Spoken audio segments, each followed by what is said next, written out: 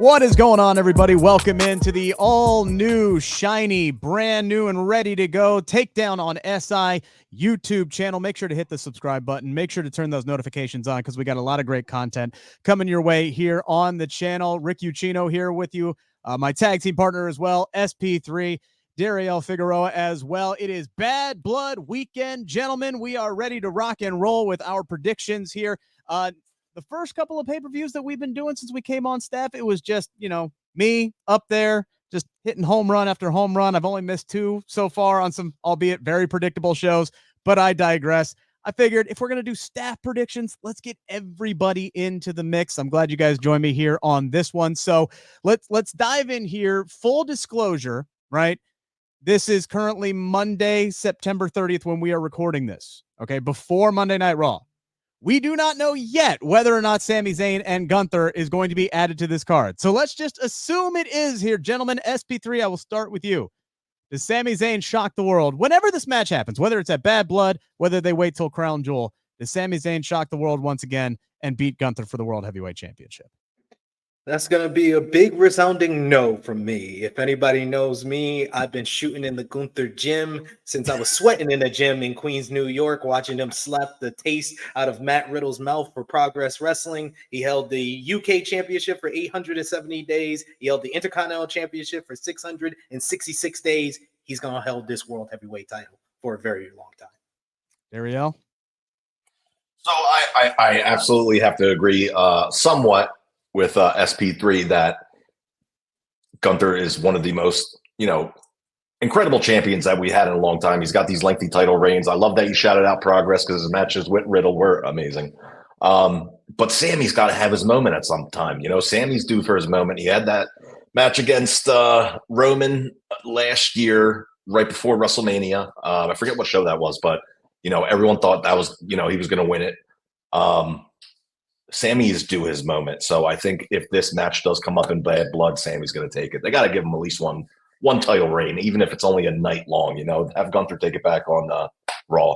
Yeah, so you were talking about Elimination Chamber in Montreal, Sammy's hometown. It was one of those matches along the way for Cody finally finishing the story where everybody's like, damn the story, we got to put it on Sammy, or we got to put it on Jay, right, or we got to put it on so-and-so, right?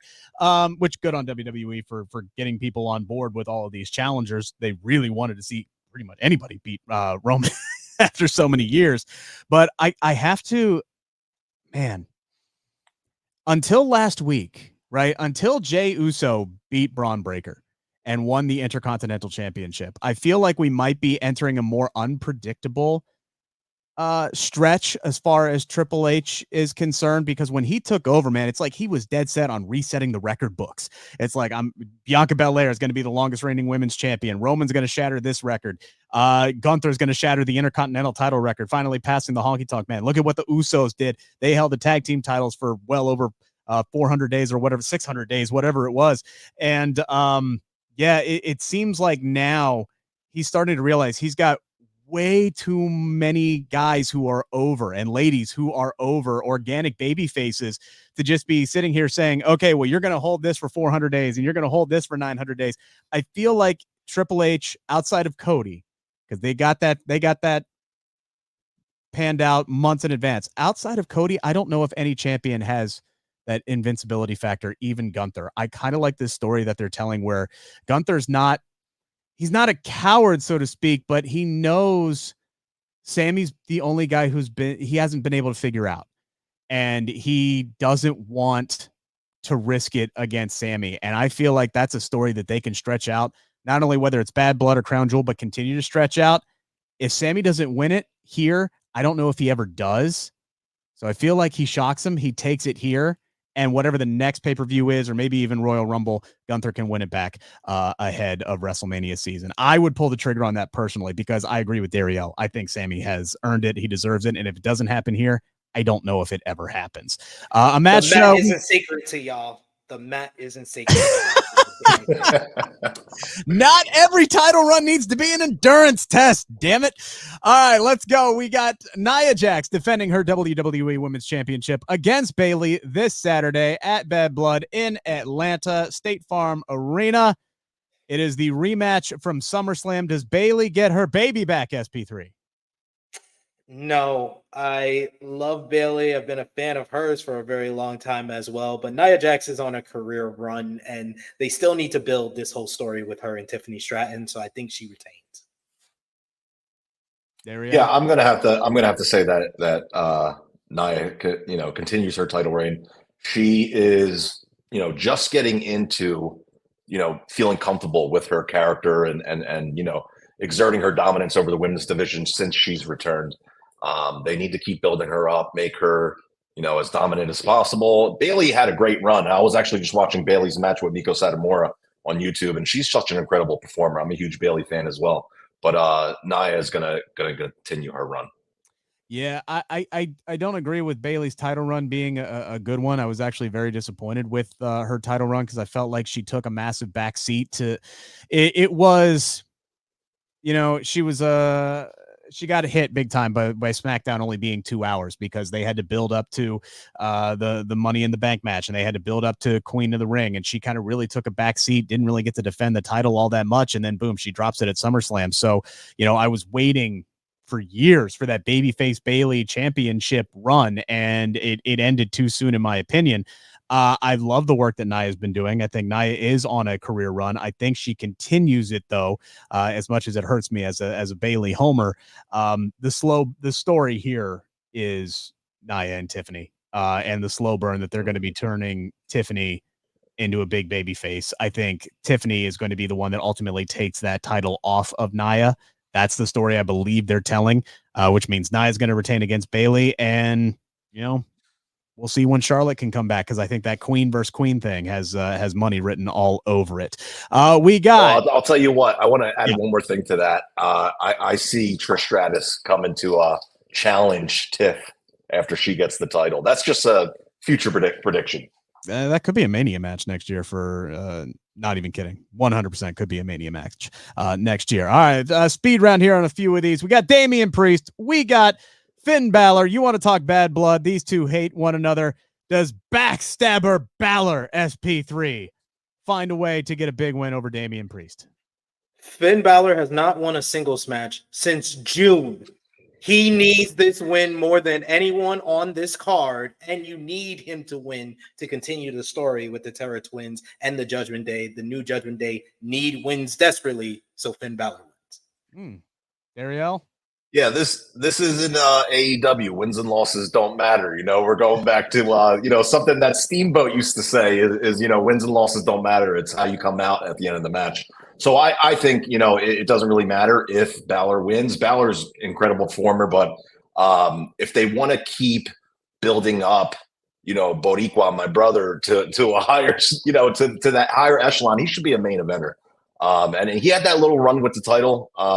He still needs more shine. And I love the storyline between the old bloodline and the new bloodline, or the Terror Twins and the new bloodline. And if they're going to keep that going, I don't really think the result matters as much as how they continue the storyline. But I'm going to go with Damian for the win. This is a bit of foreshadowing. All right. Because I don't think the Terror Twins get swept this Saturday. I think it's going to be split between New Judgment Day and Old Judgment Day. I think Damian Priest gets the win here because I believe that Liv Morgan is going to find some way somehow to retain her Women's World Heavyweight Championship against Rhea Ripley, even with little Dom Dom locked up in a shark cage above the ring. I don't know how she does it, but I would love it. I would genuinely love it, SP3, if Liv Morgan just actually found a way to win a match straight up, like just one. Just she was the better woman that night, because I cannot for the life of me, especially with her as a singles women's champion, remember a clean victory she has ever had as champion. I can't think of one. That's the point. That's the point. That's what makes her a great heel champion, is that she always needs some help. So if Liv Morgan is going to win, I think it's due to like Dominic Mysterio throwing some brass knuckles down from the shark cage to her or something like that. But with the shark cage stipulation, it finally gave me some hope that no, the Terra Twins won't get swept on this show. Like I said, I think that Finn Balor needs this win more than anyone needs a win. on this show. And wins and losses might not matter in WWE, but they matter in the form of perception. And Finn Balor needs it. And I think Rhea Ripley needs to turn the tide and get a victory here. So I'm going to go with Rhea Ripley to be a 2-time Women's World Champion. Dariel? SP, I'm not going to say that you're wrong about any of your predictions. You're pretty spot on, but I will again have to disagree here because I see Liv Morgan. I see Rhea's chase of Liv Morgan being the real story here. Kind of like how Dusty used to chase Ric Flair. And can we just focus for 1 second on the graphic of Dom in the shark cage for the graphic of Bad Blood? That might be my favorite graphic ever. That's hilarious with the tongue out and what is he doing anyway? But I not to throw out another reference to old school wrestling, but you said dropping down the brass knuckles. I was thinking of Jim Cornette, dropping down the foreign object. So this is kind of like a throwback match. I'm happy they're doing this, but I see Liv taking the title home with her. All right, we got dual main events. Who knows what actually closes the show on this one? But let's go. First things first with the bloodline battle of the old and the new, and then hey, there's Cody Rhodes mixed in as well. It is Cody Rhodes. It is Roman Reigns. It is Solo Sikoa and Jacob Fatu. I love you, my tribal chief. I love you, Solo. I love you. Is that love enough to carry them to a victory over Roman and Cody this weekend, SP3? No, they are not beating Batman and Superman. No, it's not. It's not going to happen. Cody Rhodes and Roman Reigns get the job done. Simple, to the point. Yeah, Dariel, this almost even as dominant as they have portrayed Jacob Fatu to be, I mean, this seems like almost insurmountable odds. Like you're facing two, like SP. It's like SP3 said, you're facing two superhuman beings here at this point, as far as win-loss record, as far as just everything. These are the top two guys. It's hard to see them losing. Yeah, I mean, the way I see the match carrying out is there's some miscommunication between Cody and Roman. That leads to them losing, and that leads to Jacob and Solo still looking strong. Because face it, I mean, Cody already beat Solo in the cage on SmackDown, almost as like a blow off to their feud. So now they're enhancing it by having Roman and Cody together, and they're both facing the bloodline. This storyline needs to either progress or end. If they're gonna end the storyline here, then I see the faces going over. Roman and Cody are gonna go over. But if they want to continue doing the storyline, which I believe they do, and they continue on, they're protecting the hell out of Jacob Fatu. If they want to keep making him look dominant, we're gonna see the bloodline come out on top, and that's what I think is gonna happen.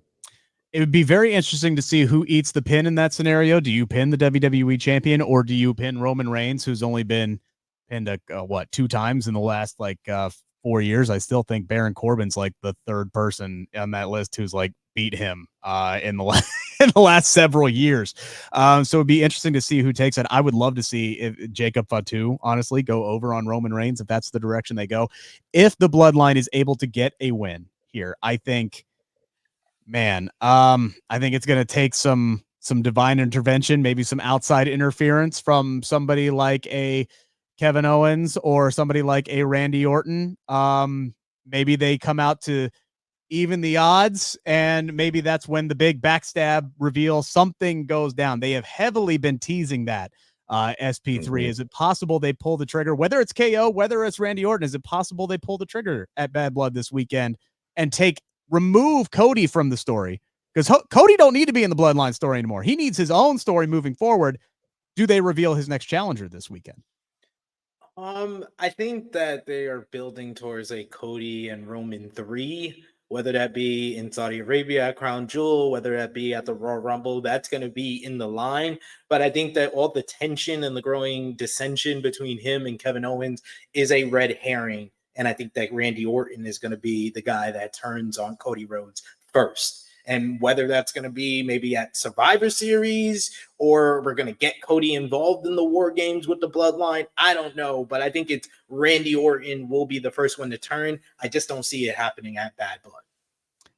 Our main event, or co-main event, whichever it is It's Hell in a Cell. It's the 27th anniversary of the first Hell in a Cell match at Bad Blood in your house. This should be the main event. In my opinion, it's been the hottest storyline on Monday Night Raw, arguably in WWE. It is Drew McIntyre. It is CM Punk. These two men have literally said, you're going to have to kill me to win this matchup. They have promised to make each other bleed buckets in this match. Now, whether that is all hyperbole or not remains to be seen. I don't think they are going to come close to what we saw Hangman and Swerve Strickland do inside of a steel cage at All Out. And maybe that's a good thing, but it's going to be interesting to see just how down and dirty this really gets, because this rivalry, as good as it's been over the last 10 months, deserves a really good blow-off match. And SP3, if the first two matches these two had is any indication, this one's going to be hard-hitting. I do think there will be blood. I'm hoping everybody comes out with their heart still beating. Who wins? This one should be absolutely great. They have really sold the danger, the severity of Hell in a Cell in their promos over the last couple of weeks. This has been the best WWE rivalry of 2024 to me. CM Punk gets the victory to close it all out and then moves on to face Gunther at Survivor Series. Ariel? Yeah, who would have known that a battle over a bracelet would lead to a Hell in a Cell match? But here we are. I think CM Punk is doing some of the best work of his career since he came back a few years ago to AEW. Their last match, a strap match, was absolutely phenomenal. I think that was the best work that the two of them have done in the ring with each other. The first match I wasn't a big fan of, but, you know, they got to get used to their working styles. And if the strap match was any indication of what we're going to see in Hell in a Cell, then we're going to get a hell of a match. And this one's really a toss-up, man. It's going to be tough to see who comes out on top. You know, Drew McIntyre's coming off a title run, and CM Punk needs to establish some dominance if he's going to go on and you know, close out this chapter of his career on top. So I'm going to have to agree for once with SP3 that I see CM Punk coming out on top here. Let's make it 3. I did have a chance to chat with Drew McIntyre earlier this week, by the way. You can read that article up on the Takedown at SI. These two, you know, something resonated with me when talking with Drew. He said, look, however I feel about this guy, we make each other better. We both have lifted each other up in this. Drew McIntyre has ascended to a level as a performer that he had not yet reached in his career. I think he has reached his peak as a performer, both on the microphone, on social media, in the ring. He's firing on all cylinders right now, and he has helped kind of revive CM Punk and get him back to where CM Punk can be as a WWE superstar. The fact that CM Punk has already kind of painted this picture of off in the distance of challenging for a World Heavyweight Championship, whether it be against Gunther, whether it be against somebody like a Sami Zayn, if he wins the title, I think that could be fun as well. I see that being the direction that they go. And if that's the case, CM Punk needs to win somehow, some way. CM Punk is going to win. Maybe Larry the Dog gets involved, a little outside interference, little bite across the ankle. We do brawl out in the ring in WWE. You know, we'll get everything. We'll get everything going. Yeah. I would personally prefer AJ Lee to show up and provide a distraction, but there you go. It's all been built around Punk's family. They can't just be reference characters in this, right? Right. I'm gonna try to will that. I would love to see Larry come in and Kenny Omega hit Larry with the V trigger. That's my prediction. No, okay. Kenny Omega saved the dog. He's the one that saved the dog. He's going to get him out of Hell in a Cell. And this prediction show has officially jumped the shark, or should I say the shark cage? We'll see. I don't know. All right. Thank you guys for tuning in. We're going to do these before every pay-per-view. Again, hit the subscribe button, hit the notifications button. You'll get all of our great video content. And of course, stay tuned to the Takedown on SI for all of our great written work as well. Appreciate you guys. Thanks so much.